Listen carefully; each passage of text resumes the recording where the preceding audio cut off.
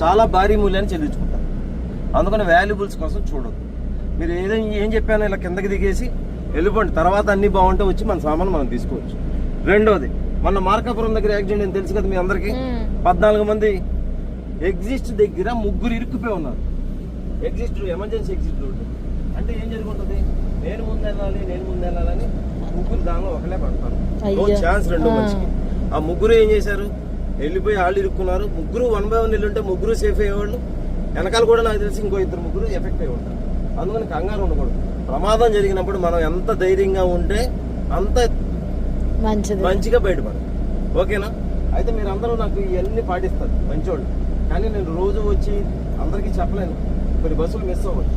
అందుకని మీరు నాకు ఏం హెల్ప్ చేస్తారంటే, మీ బ్రదరో, మీ అమ్మాయో, మీ అబ్బాయో, మీ బాబాయో ఎవరన్నా ఫలానా ఊరు బెంగళూరు వెళ్తున్నాం, హైదరాబాద్ వెళ్తున్నాం ఫలానా బస్సులో అనగానే, బాబు ఫస్ట్ బస్ ఎక్కగానే ఎమర్జెన్సీ ఎగ్జిట్ ఎక్కడుందో చూసుకో, పొగరాగానే ముక్కుకి ఏమైనా కట్టుకుని కిందకి వచ్చేయి.